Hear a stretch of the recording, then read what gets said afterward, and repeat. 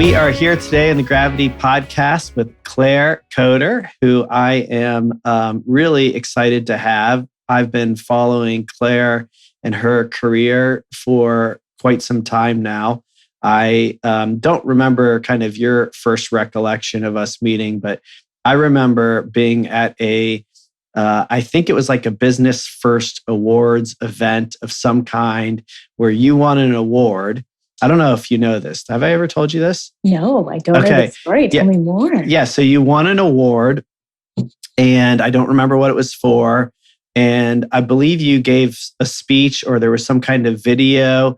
And I was sitting in the back of the big ballroom and I thought to myself, wow, this young woman, this was a while ago. You are still, but you were then really young. And I just remember thinking like, wow, how impressed I was with you. You just had like a real way about you that just was composed and high energy, and you were up to big things. And I just remember thinking at the time, like, I need to know this person. And eventually, I don't know if I actually thought this, but I think, somewhere in the back of my head, I was thinking, and I want to do something with her. I want to ride her coattails. So it's been an honor to actually get to know you and do some work with you. And we'll talk about that later. But thanks for being here.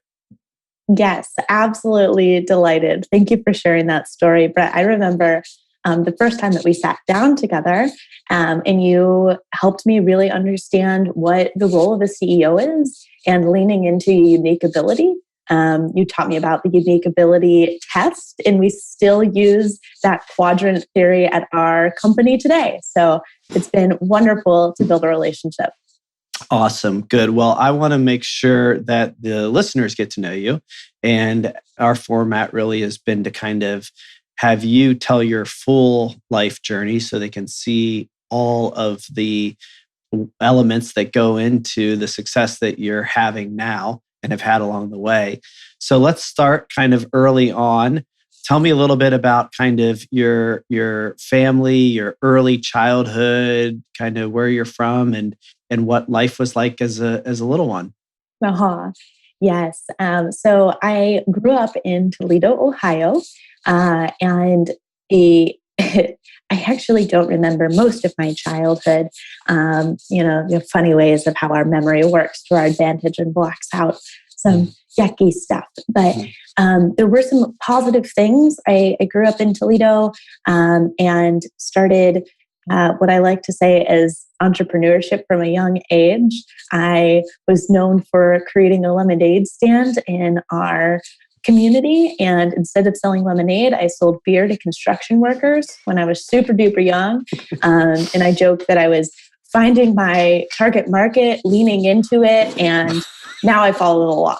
But that was what I did from a young age. Well, I have to jump in there. So, because this is great. This is just like an awesome, like entrepreneurial story. And like, in some ways, I think like that just makes perfect sense knowing you a little bit, right? So, and I really actually think it does kind of really highlight eventually, kind of even the work that you're doing right now. So tell me, how old were you when you were selling beer to construction workers? Yeah, I was about 6 or 7. I was, it was a summer and I was with my friend Dana, and there weren't many people walking around our neighborhood, but there were construction workers working down the road at a house. And we were like, oh, today is our perfect day for a lemonade stand. It was sunny, it was hot, it was middle of summer. We had our target market available and thirsty. And we're mixing up some Crystal Light lemonade in the kitchen. And it occurred to me that that these construction workers looked a lot like my dad. Most stereotypical construction worker. And I realized my dad never drank my mom's Crystal Light lemonade. What he did drink was beer from the mini fridge. And so at this age, we're raiding my dad's beer fridge, taking beer by the can, walking it down the road to these construction workers and saying, hey, you can buy this beer for $5 a can. Of course, they laughed, and we made $25. We sold 5 cans, $25. The first $25 I made, and my babysitter was supposed to be looking out after us. She wasn't watching this whole thing, but I remember my dad coming home and calling my babysitter and saying telling her that she was fired because my dad thought that she had taken his beer. I walk out with a puffed chest and tell him that how proud I was that I sold it. And my dad was like, well, I need to teach you about cost of goods sold. You need to give me at least $12 back. So not only was I selling beer, I was also buying beer for my dad at that time. So it's a funny story, but the takeaways is obviously learn your target market, lean into it, understand cost of goods sold.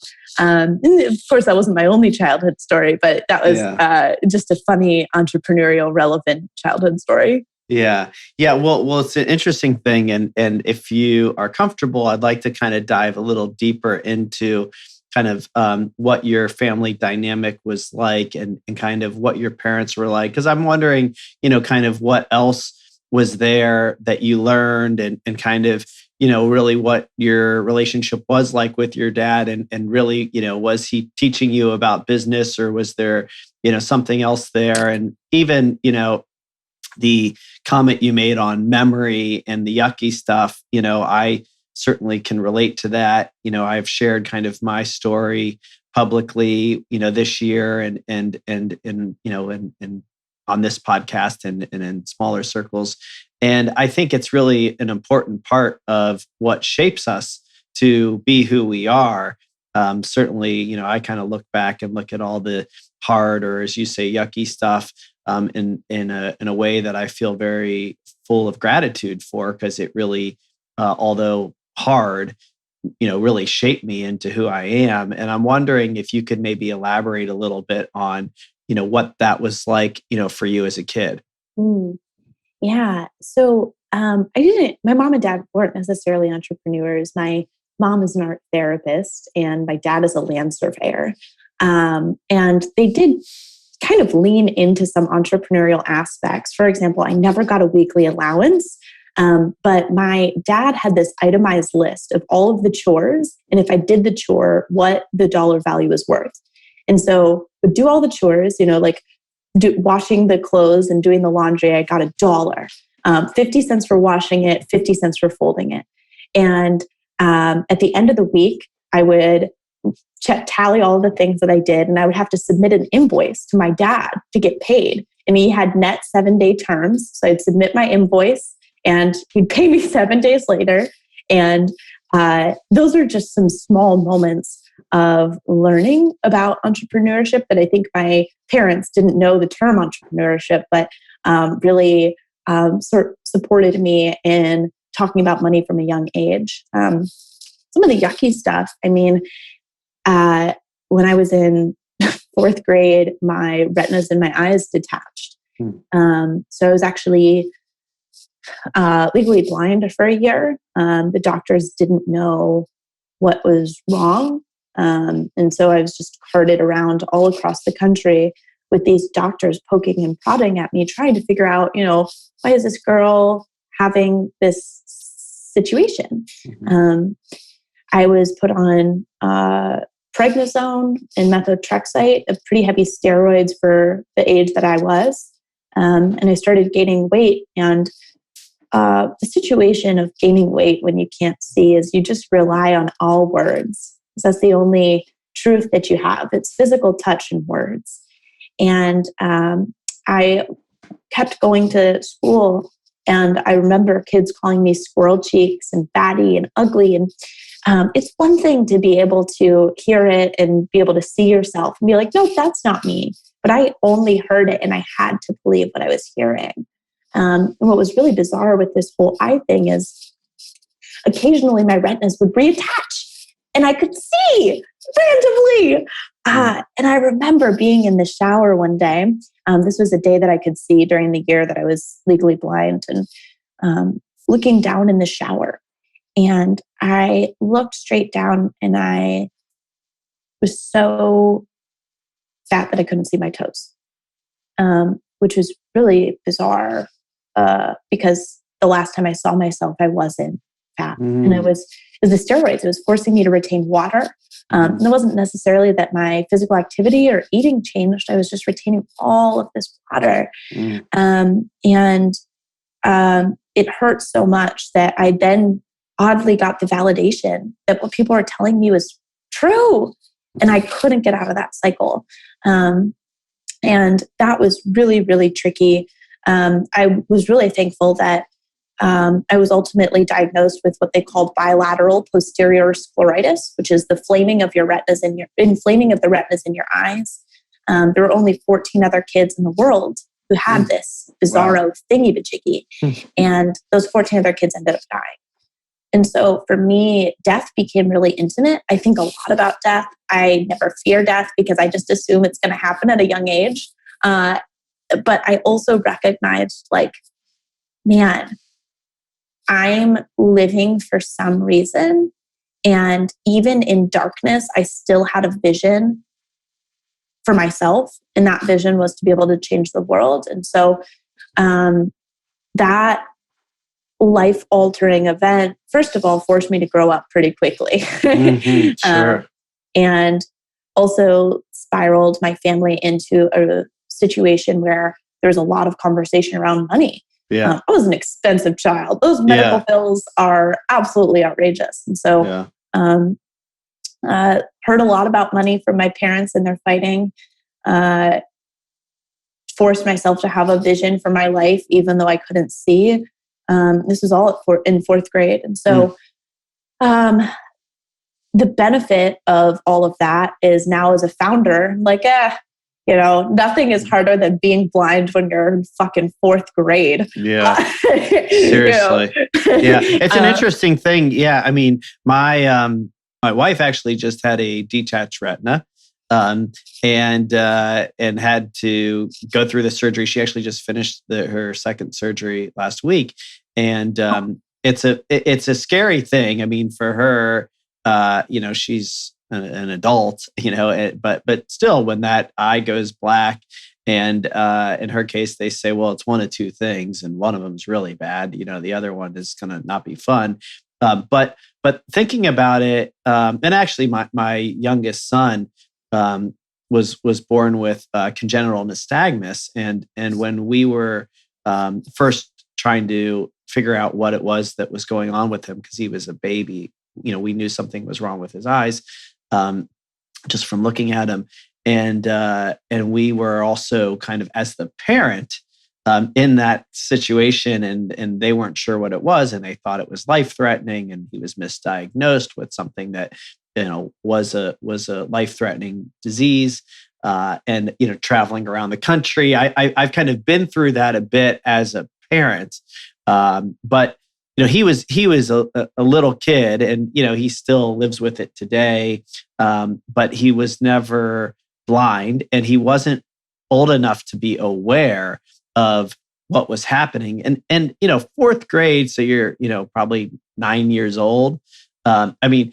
You sound, and maybe this is kind of what's always struck me about you. You sound to be pretty mature, or at least kind of thinking about some stuff that's pretty intense and heavy at a really young age.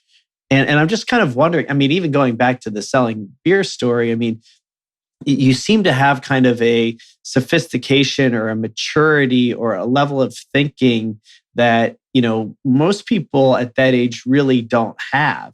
And I'm not, I'm just kind of curious to hear more about kind of what was going through your mind, and if you can look back on it and see how that was maybe a unique way to be thinking at that age. For listeners, now I'm 23. I'm not, I'm still learning about life, relatively young. But I do think I had a variety of life-changing experiences really, really early, which forced me to grow up faster. My parents' relationship wasn't the strongest. I had to assume significant responsibility early on. Our house burned down when I was, super young as well. And there was just, all these hits, just one after another. And so I just that became my reality. And I remember graduating high school and I wrote this paper with me thinking about death. And I remember I was big into Pinterest in high school and everybody else was planning their wedding. And oddly, I was planning my funeral. And I thought that everybody did that because my entire life I was thinking about death, right? Like in fourth grade, I was told I was going to die. And this condition was just looming. And there's now so much more education on it. I mean, you mentioned your wife, her retina detached and she had surgery. When I was, this was almost 10 years ago, there wasn't that technology or education around retinas just 10 years ago. And so there's so much more education now, but it's for me, I've just always, I've been so close to death. And so death has always just been on the forefront of my mind. And I've had a lot of life experience. So I think that that's forced me to grow up a little faster. And then, Brett, here's another, this is a little woo-woo. I studied comparative religion when I went to college. And I'm not sure that I'm so this is just a concept that I've kind of developed in my brain. That maybe as humans, we have all lived a few lives before us. And some of us are on our first life, and some of us are on our seventh life, and some of us are on our 50th life. And I actually think that being 23 and having the opportunity to build this company and having all these life experiences, maybe I'm actually on my 25th life. I've grown up in previous lives. And so now I'm able to make faster and quicker decisions as a 23-year-old because I've already lived 50 lives. Yeah. Whereas you might meet somebody else who they aren't as mature. Maybe they're on their first or second life. Now, I'm not sure if this is the whole thing, but this is something that I think about and maybe a potential for our world. Who knows? But that's my thoughts. There's a lot there I want to unpack with you. I think that you're thinking about death. I mean, look, you were forced to think about death. So, let's kind of take these separately. I want to get back to the woo-woo part, but the part that, you kind of had to embody that there's 14 people with this and you're the only one living. There's a real look at death at a young age. And, I think there's a lot of ways that can land with you because you were so young. It could be traumatic. I mean, you could be incredibly fearful of dying. You could really, embody a paralyzing fear that you could die at any moment after having that experience, or you could have a different attitude about it and you could embrace it. You could kind of look at it as embrace life, which sounds like what you've done. But it's first of all, it's funny for me to hear somebody say in high school I was really into Pinterest because I am not 23 and Pinterest came much later. But second of all, to hear that your Pinterest board was full of funeral stuff and you were kind of playing with it, right? It wasn't this horribly dark, sad thing that death was something that you thought could be coming at a young age. Am I hearing you right? Yeah. And I actually just thought that that's how everybody thought about death. And it's similar to why I am so intrigued with the menstrual movement, which is my company, is it's all of these non-talked about natural parts of life, right? Menstruation is so natural. It happens every month for biological females, and death happens to every single one of us. And so why is it this taboo, scary topic? For me, it was just really clear that it should be talked about and beautiful and not scary because we all know it's coming. Yeah. So this is exactly why I like to really hear the full story, because these are the dots that get connected. So there's a dot there from the way that you looked at death and the way that we can be with it, talk about it, experience it, acknowledge it, which is not the way most people are with it. And then, how that later in life is a learning that you can apply to your career, to your work. Those are the dots that I think are so important for us to connect, because I do believe, and this is kind of my woo-woo part, that those learnings are there for us to use. And you can call that woo-woo or not. You could just say there's this practical thing called life that you get to use. I don't think it's that simple. I think these are, universe, God-given learning experiences that are there for us to be able to use to create. And that's what you've done. But before we get to your work now, I still want to kind of talk a little bit about kind of how you then, as this, what I'm hearing, like kind of unique person in the world, unique young person in the world, when you're in high school, what else are you doing besides creating Pinterest boards about death? Tell me, I want to get to the religious studies and kind of college and your story there, but like, tell me who else, what else is Claire at that age? Man, what else is Claire? I was a really bad student, dyslexic, so school was not my jam. My parents did kind of encourage me, they wouldn't ever ask me about tests and grades as long as I brought home report cards with A's. And so I figured out ways to present A's, even though I sucked at school. So I, cheat on tests and pay people to do my homework. What I just like saying is finding the loopholes in the system to achieve the end result. Doesn't matter how you get there. My parents really focused on outcomes, just with that small carrot, you may say, like, just show me the A and we'll never ask. And in high school, I actually got a button maker from my grandma. And I started making buttons and magnets and compact mirrors, obviously pulling inspiration from Pinterest. This whole podcast has now become like a Pinterest ad. I didn't mean to talk about Pinterest all that much, but no, okay. Clearly. I happen to love Pinterest. I use it a lot. So it's great. Yeah. And I was pinning all these things, making these buttons, and I ran out of inventory to be able to make the buttons. And my dad said, well, Claire, like, you can either use your allowance to make more, or you could go and try to make money off of it. It seemed like a pretty decent idea. And so I started my first relatively small company making buttons and magnets and compact mirrors. And I sold them to my friends and my family. I then started selling them to local boutiques in Sylvania and in Toledo. And I built up this quasi like MLM. I sold buttons to my friends for them to sell to their families, and became a top seller on Etsy. And this was when I was 16, 17, 18.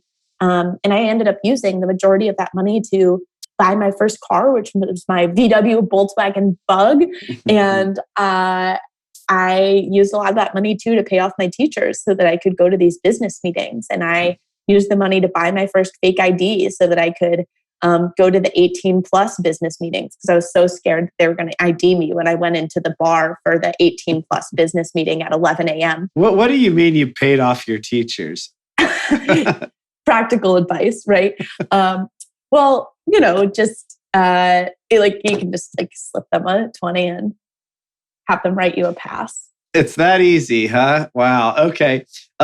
So for all the parents listening. Yeah. No, but what I'm hearing is like it's the thing is that I have this feeling about kind of how we educate children, and I'm not really diving into kind of what the solution is, but I think there's a lot of people like you and like me who aren't doing well in school.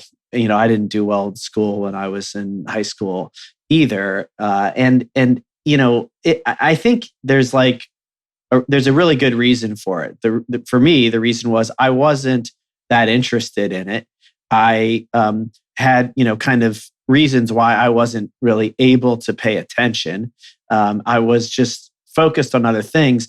And the way that they measure your intelligence is by your performance. And so now maybe it's gotten better today, but they're not really measuring what you were doing, which was being incredibly smart about how you would navigate the system. To me, that's using your brain, that's using your mind, that's being creative, that's being resourceful, that's being courageous. Sure, maybe it's a little sneaky too, right? There's some other things in there that maybe as you start to mature, you realize, you can and can't do. But there's grit, there's resilience. I mean, there's so much there that isn't taught, that isn't measured, that you are kind of, I think you developed, and maybe you were even born with it. Maybe this is even part of the 25 Live thing, but like, that's who you were. And I hate that that's not really honored in the academic environment, but it's okay. I mean, you still made it work. And anyway, yeah, I think it really highlights your kind of unique ability, so to speak, as like a God-given gift. I don't necessarily agree with the whole education system currently, but I do actually think it emulates a lot of how the business world works. There is structure and there are rules to play, but there's a lot of loopholes that you can find and explore. And some people are open to doing that and some people aren't. Some loopholes are just so not a way you should go and not ethical, but it's similar to school. It's outcome driven. I mean, I graduated with a 4.2 GPA and in the top 10 of my class. I did it the way that I needed to, and I got the results that were required, just like in business. I'm more of a leader that's, hey, here's the outcome that I need, and I support you in getting there, but you have the tools in your toolbox, you figure out the way. I am not a person that teaches process. I'm more of a person that focuses on outcome. And so similarly, that was my high school career, just focusing on the outcome. And I found the unique way of getting there. It's just like math. I hated when teachers tried to tell me the exact way to get to the end result. I knew there were 13 other ways to get to the end result. Let me figure out my way and I will produce the outcome. It's funny. I'm a big, and the reason, the unique ability exercise that you mentioned earlier came from Strategic Coach, which I'm involved in, Dan Sullivan's group. And his latest book is Who Not How. And that's been a philosophy I've been learning about for a long time through his teaching. And what I hear is you were early on in high school figuring out who, not how. So you knew what you wanted, which was A's, good grades, right? Please your parents. And how to get there was relying on some other people, right? Like I'll cheat off of this person. I'll pay that person. I'll get these people to help me do this, right? And in high school, that's called cheating. In business, that's called getting help, getting support, outsourcing. It's an interesting thing. So anyway, so that just kind of highlights a little bit more for me as who you were as a kid. Were you also a troublemaker? Like, I know academically, but like socially, were you kind of focused on button making and business, and that was your passion? Were you getting into trouble? What was your kind of social life like? I don't think I was getting into trouble. Maybe I should call in my dad to offer some additional feedback. But my parents described me as a relatively easy kid. I did what I wanted. I actually thought that I was going to be a lawyer. I was in mock trial and I became the world champion prosecuting attorney for mock trial in high school. And then, of course, I realized that to be in mock trial, there's a lot of rules and you have to go to to be a lawyer, there's a lot of school and a lot of rules, two things that I was not really proficient at. So that whole thing kind of combusted. But I was involved. I did theater. I was the class vice president. I was super involved. And the extracurriculars actually fulfilled my bucket for community. I'm really community driven.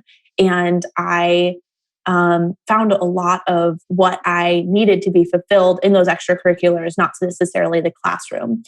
And I think what I was really thankful for that I had that others didn't was the outcome that I was looking for. So what I've observed for folks that are in high school or even in college, they're waffling on the outcome. Therefore, it's harder to find the way because they don't know where they're going. Whereas I've always had I'm really grateful that I've always kind of known, like I want to run a company.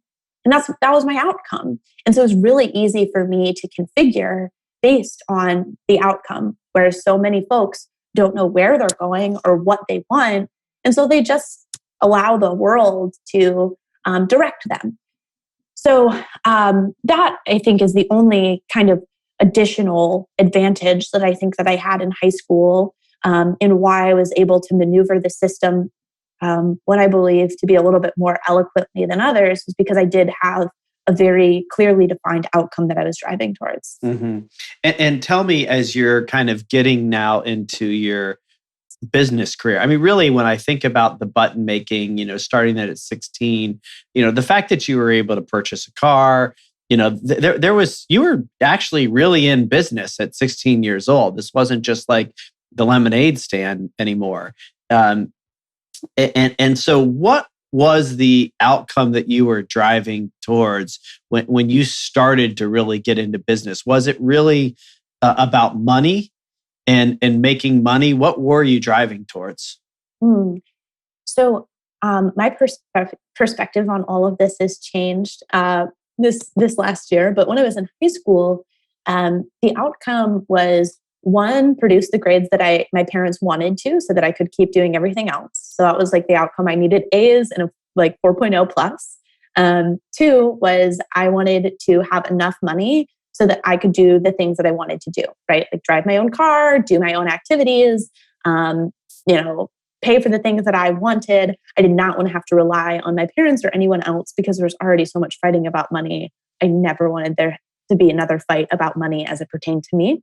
So my outcome was have enough money so my parents don't have to talk about money with me. So that was the outcome number two. So to some extent, yes, make money.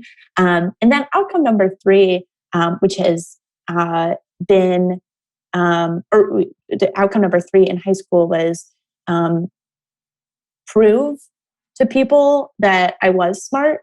I actually had, like when I was in middle school, I didn't know how to work the system. I wasn't performing very well. And I was consistently told that I wasn't really smart. And I was like, I think I am. I think I am. And so a lot of high school was just proving to the world and to myself that I was good at things and that I wasn't dumb or I wasn't stupid just because I couldn't do a test by myself or figure out how to do mental math. I still count math on my fingers. Like I'm literally that CEO that is counting all these like basic arithmetic with my fingers.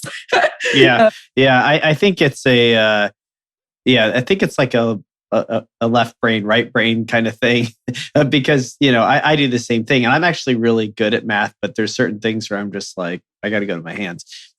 It's like a visual learning thing or something. I don't know, but that's really helpful to hear kind of, what you're driving towards then. And then I'm curious, you do go to college and I know that you drop out and I have a quote here from you that says, being a dropout in Ohio with a vision and no money, I was forced to test my grit to make my dreams a reality. Nude modeling to pay the bills, getting fired from 2 waitressing jobs, instructing fitness classes for side cash. There's a lot there. So first tell me, why go to college knowing kind of, this academic thing? And, I'm really interested in the proving it piece and how much of kind of what starts to fuel you is in this, I need to prove it. How long do you carry that with you? So I was no prophet in high school. I'm still not. And in high school, I still wanted to be successful. And growing up in Ohio, I was told, you go to high school, you graduate top of your class, you go to college, you get a job, you get married, you're successful. And like, that was the definition of success that was familiar for me and was told to me. And so at the end of my high school career, I was asked, where are you going to college? Not what are you doing after high school? And so I just thought, okay, well, I was never a ladder climber, but I was like, okay, well, this is the obvious next step. It allows me to get out of my house. I can move to a new city. And also I was dating a boy at the time and he was at Ohio State. And so Ohio State seemed like the most, obvious choice. So I went to Ohio State, studied comparative religion, actually with no intention to continuing, but I knew that it was a stepping stone. And so I was actually only there for a semester. And this is a story that's not told as much. I ultimately obviously started what is now known as Aunt Flo, but I was actually planning to leave university to start a different company. And I was plotting this company. It was called the Conversation Cafe. And I had signed a lease for a old Five Guys Burgers and Fries in Ann Arbor, Michigan, right on the University of Michigan campus. It had a commercial kitchen. It was perfect for my conversation place. It was going to be a unique coffee shop where people could come together. And I had this cookie that I made. And I actually have photos of me soldering this pan and making these cookies in the dormitory kitchen to prove out my concept. And there are these unique cookies, and it was kind of like a fortune cookie. It was made with shortbread, but instead of telling you a quote on how to live, it asked you a thought-provoking question so that you could break the cookie and break into conversation. So that was the cookie, and then I was going to have this cafe, and then together I was going to have the conversation cookies at the Conversation Cafe. Blah blah blah blah blah blah blah blah. And I was moving towards leaving college to do this. This was in at the end of 2015. And I got a call from the owner of the building, and they were no longer able to lease the building. There was a gas leak. There was a problem with the kitchen. It wasn't up to code, blah, blah, blah, blah, blah, blah, blah. And then that next weekend, so obviously I'm devastated. I'm like, oh my God, what am I going to do in my life? I had this whole plan. I was going to leave college. Then the next weekend, that's when I went to a startup weekend, which was the hackathon. That's where I got my period and had the idea for Aunt Flo. And this makes it sound a little bit flippant. Like I had this whole idea and I was going to go all in on that thing. And then I had this other idea and I was like, okay, I guess I'll go on this thing. But the outcome that I wanted was still the same. It was, I wanted to leave college and I wanted to start a business. Mm-hmm. And that's where I got most of my excitement. And so, although it sounds a little flippant on, oh, you just switch your idea and overnight you have a new business concept. It was really, once again, outcome focused, where I knew I wanted to leave college and I knew I wanted to do a business. And I knew, like, maybe this was a little bit pompous and arrogant and only childlike, but I knew I was going to be good at it. Yeah. And so that's what I ended up doing. Yeah. So you knew college was not for you. And you went because, if I'm hearing you right, you went because that's kind of what the expectation was. That was kind of the fabric of your programming in society, which it still is for most people, go to college. But you knew it wasn't for you within a semester, and you knew you wanted to start a business, and that was really driving you. And by the way, like, to switch business ideas, it's not flip it to me. It's like most kids, which, you are at that age at 18 years old, and maybe you're technically an adult, you're still a child. Most people are changing their major 3-4 times, right? You're not supposed to know what business you're going to do and do it forever. And frankly, I think it shows courage that you decided to switch into something else that felt maybe even, more aligned. And clearly it is and was, because you are still working in that business that you started then. But before we talk about that, and I promise we will get there, let's go back to your quote. I'm not letting you off the hook. So you drop out and you start Aunt Flo, but there's a lot of forced to test my grit. Tell me a little bit about kind of like these, early dropout stages and kind of the way that you are hustling to pay the bills? Hmm. So dropping out in Silicon Valley is much different than dropping out of college when you're in Ohio. Mm-hmm. Yeah. So I'm sure you have listeners all across the United States. It's not as cool or like awesome or looked highly upon to drop out when you're in Ohio. And it definitely wasn't in the cards for my parents. And so at the end of the 2015, that's when I decided. And then January of 2016, I didn't go back to college. I was only there for a semester, and I had signed a lease for an apartment in the Short North, which is like the downtown of Columbus. And um, I didn't have funding for my company. I didn't have much money. I had this apartment, and I had no real strategy on how I was going to get customers quickly enough to pay my bills. And I was thankful that I had a job that paid like $10 an hour at a marketing firm. And I was thankful that I had an apartment, but my parents didn't support me as much as I thought they would. They actually didn't really talk to me for about a year. They didn't support with the health insurance or any of those other things that I didn't even know that my parents were paying for, right? Like Mm-hmm. I was really thankful that I had a childhood where they did kind of take care of my basic needs, right? Like food and insurance and all these things that just all of a sudden add up. And I left college and realized all of this was getting paid for, and then it all of a sudden wasn't. And so I took a job as a waitress. I didn't really do well at that. I did well from a tip perspective. I always upsold. I always knew how to get things to like increase the bill.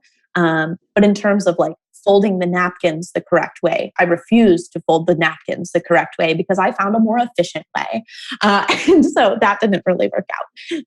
And I started, there was, this was the whole year of 2016 when I was trying to figure out how to get my business off the ground. Business was my goal, but I needed to pay my bills, and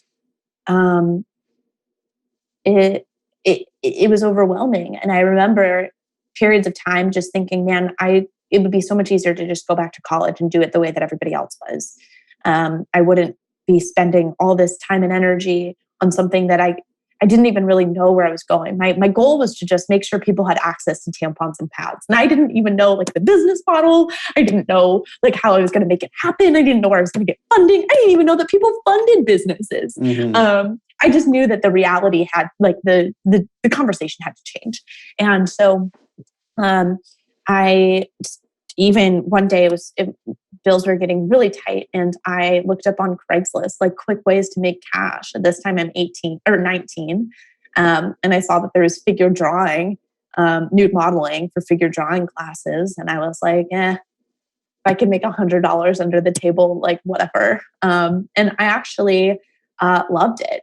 The art of figure drawing is just so remarkable. I'm not an artist. My mom is, but I love being a part of it. So I made some money from my body, but it was in an artistic manner. And so for all of 2016 was just figuring it out, not just figuring out my business, but figuring out my life, figuring out the world and understanding things incredibly quickly.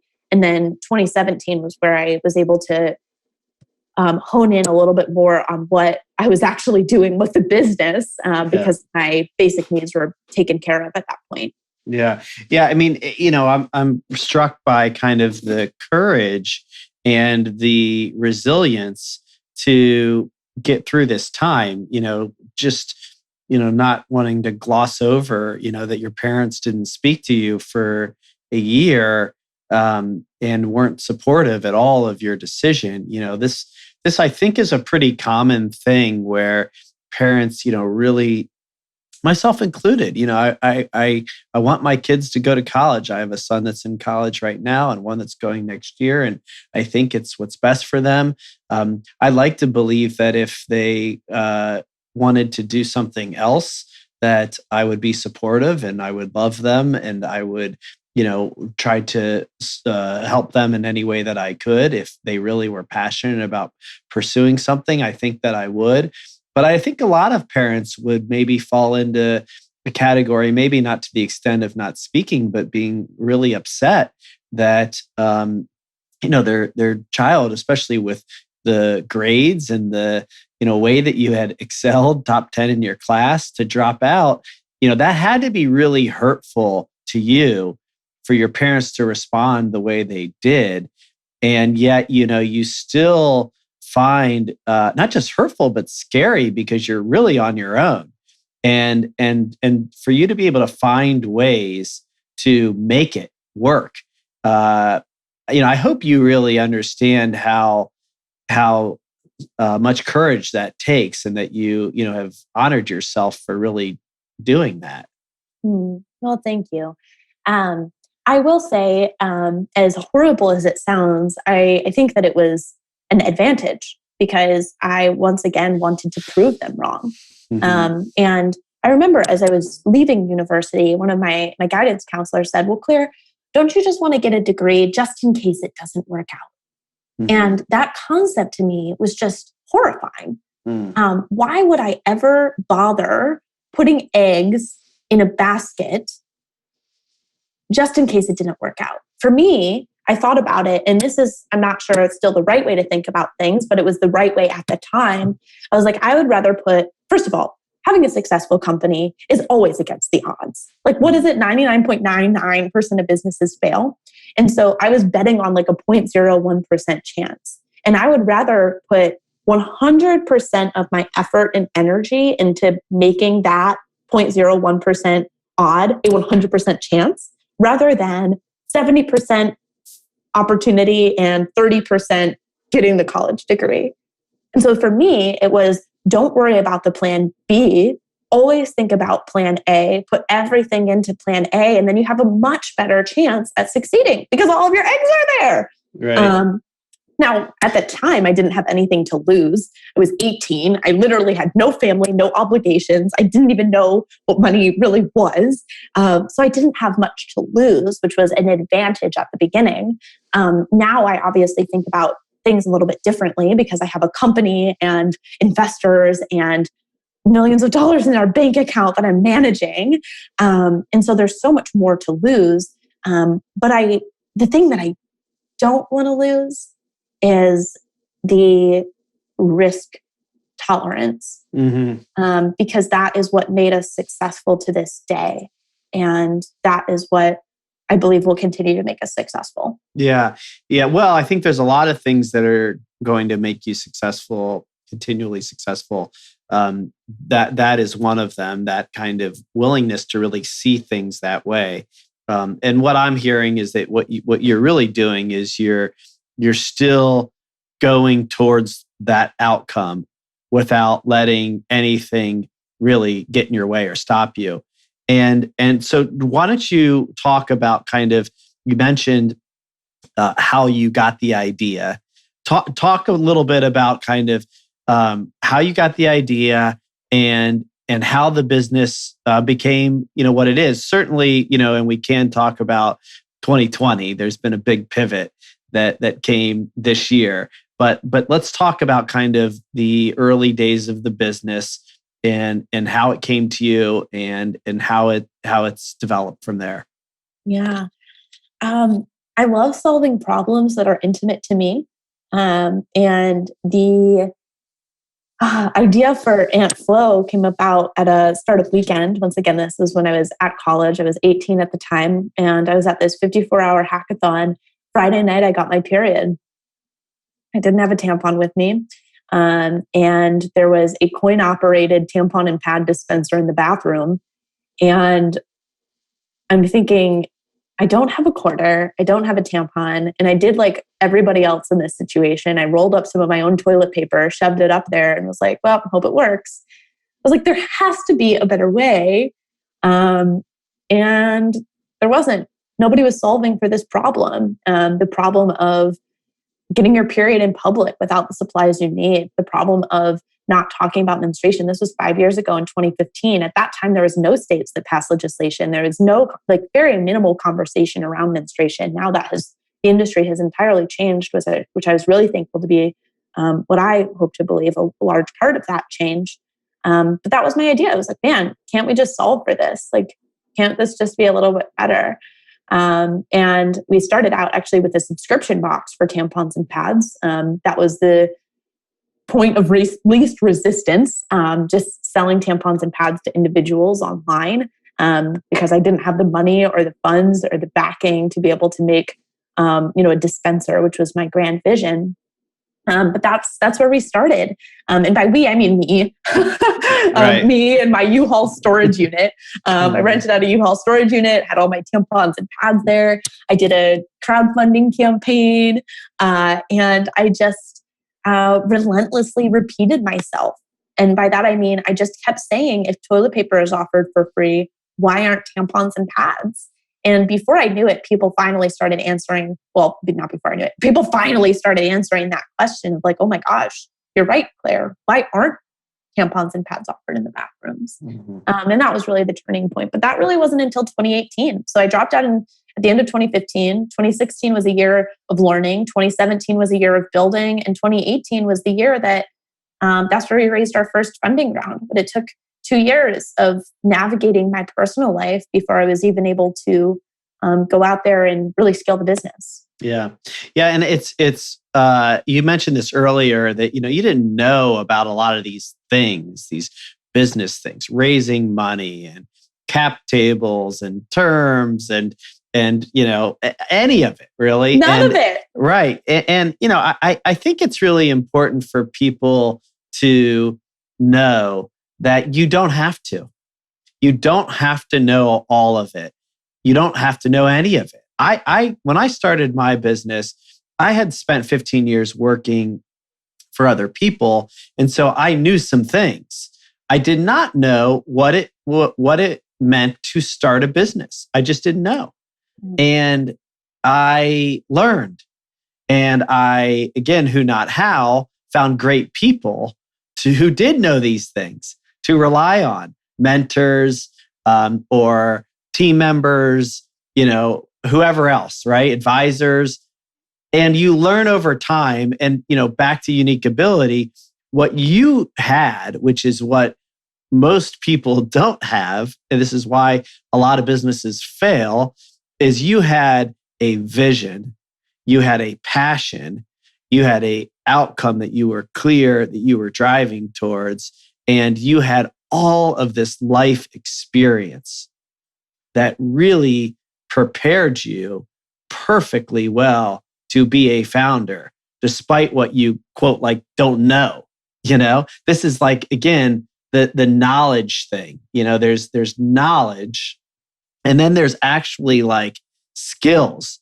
And I think, your skills are really what's propelled you. And those are just kind of like inherent things that you've been born with, that you've built, that you've, developed, that you've used your life experience so that you can really be successful in business. And to me, that's kind of the formula. So tell me then, we get to 2020 and you've got some traction in 2018, you've got some funding, things are going well, right? 2019. Talk to me then about kind of what happens 2020. Yeah. So to add additional context, obviously, Brett, you know all of this, but additional context for people who don't know, by 2020, we had raised $2.7 million in funding from venture capitalists. I had designed and developed this free vend, patent pending tampon and pad dispenser. We have hundreds of companies that have signed on to say, yes, we want tampons and pads in our bathrooms. And we had closed companies like Princeton University, Google North America, and Quicken Loans. We had passed legislation in 5 states requiring middle schools and high schools to offer free tampons and pads in their bathrooms. We were doing research studies. We were growing this business. This was all in 2019. And then obviously 2020 March hit. And we made money off of people going into public bathrooms and using our tampons and pads. So obviously with COVID, people weren't going into public bathrooms. So they therefore weren't using tampons and pads, our tampons and pads in the bathrooms. And So it was problematic. And at this point, I had a mighty team based here in Columbus, Ohio, mighty team of 7.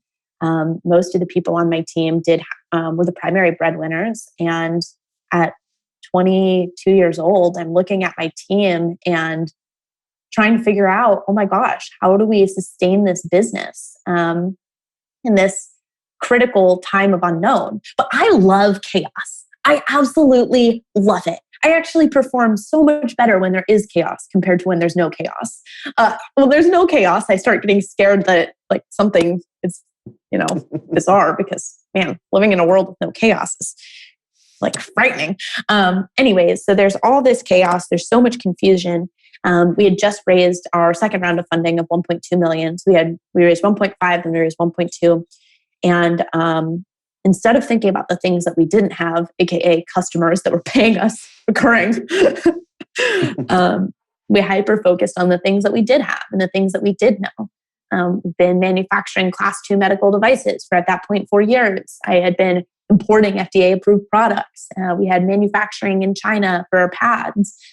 We worked with facilities managers across the United States and Canada. And so I called those customers, my best friends, my facility manager dudes. And I was like, tell me what's going on in your world. I need to know, I need to learn. And they're like, Claire, we can't find masks. Claire, we can't find wipes. And so we retooled our pad production to make FDA approved 3-ply masks. That was at the end of February. At our factory, we were doing about 200,000 masks a week. And that wasn't enough.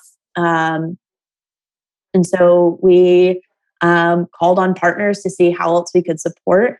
And then we scaled up to being able to deliver over 2 million masks a week to our customers.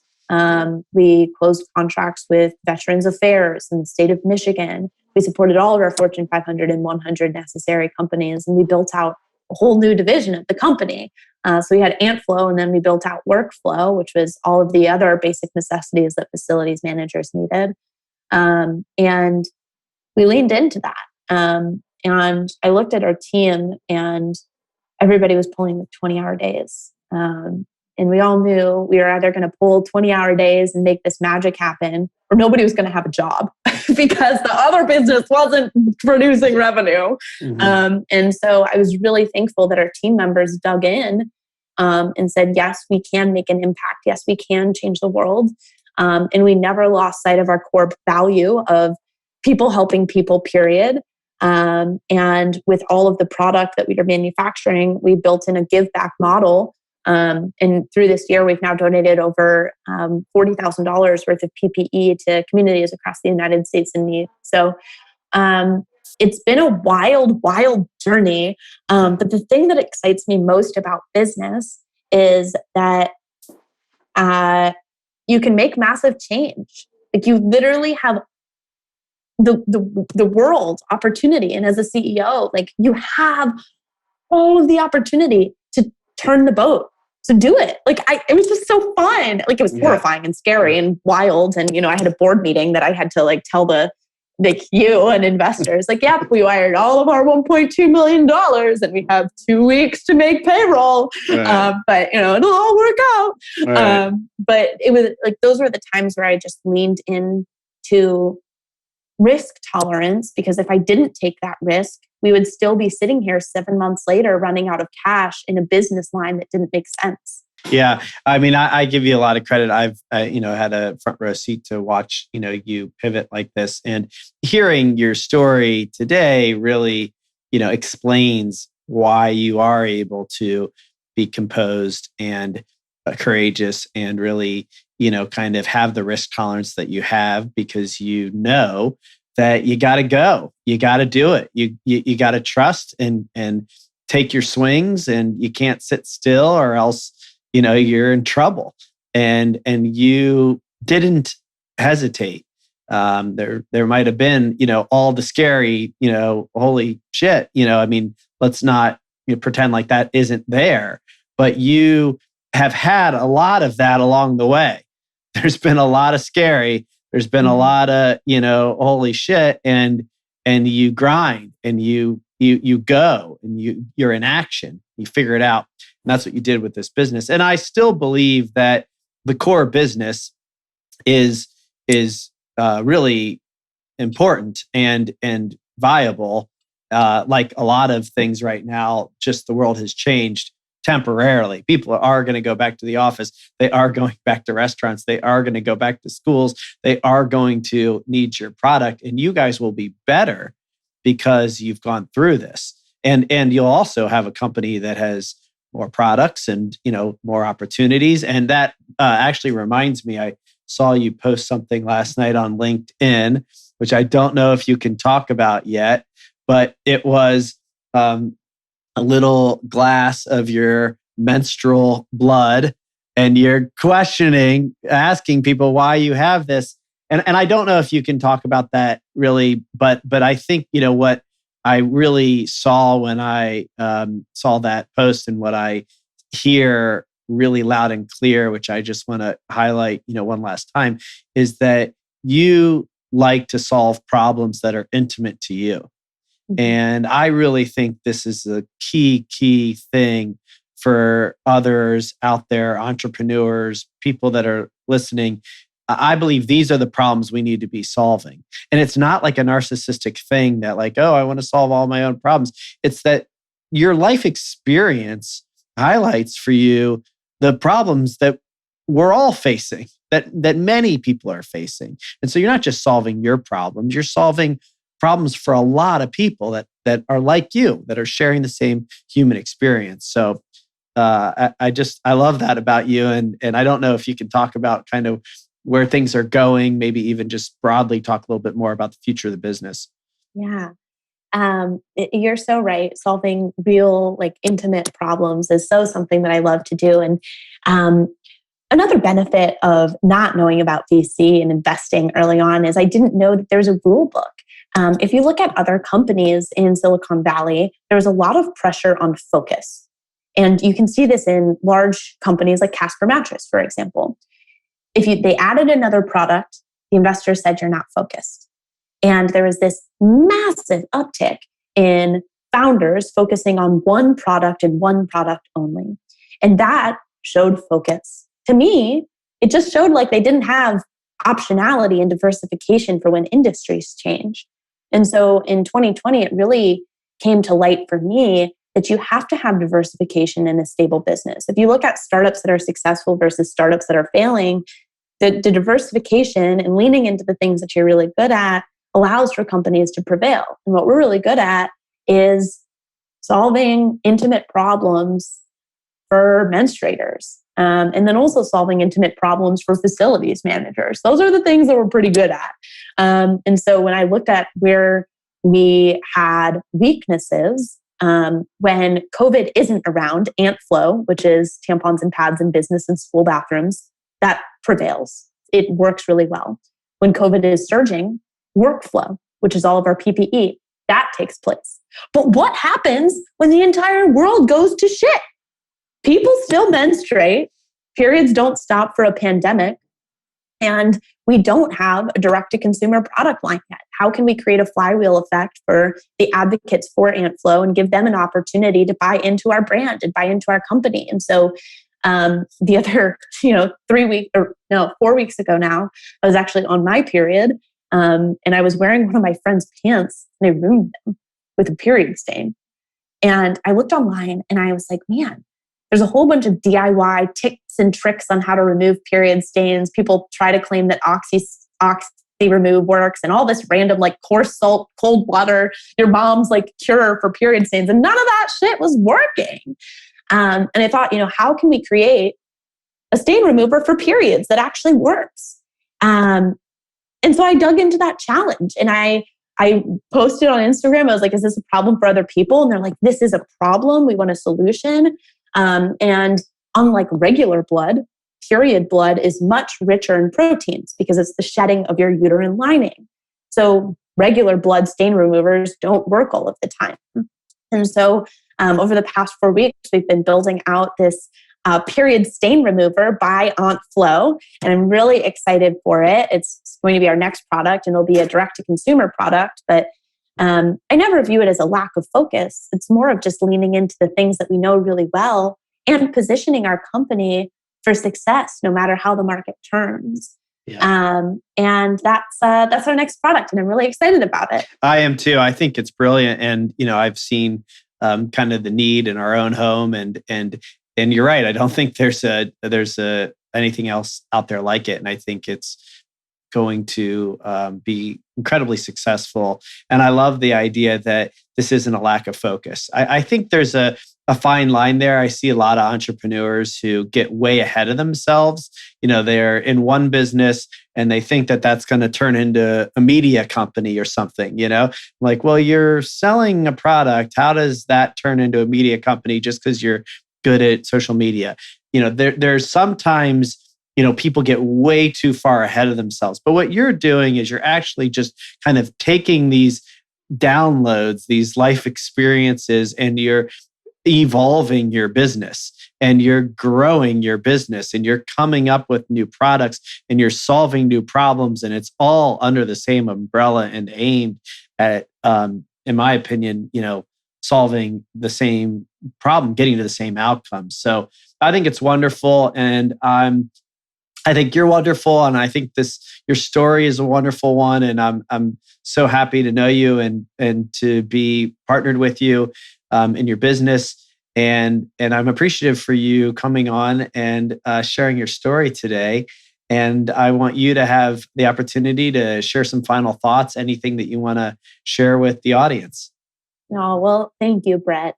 It's so wonderful to share more on the personal side of being a founder and a CEO. And I think what's so important to remember is that we're all humans. I might have shared some tidbits of wisdom, but my team and myself can share that I don't get it right every day. I'm 23. I had an idea and I started as a founder and I became the de facto CEO.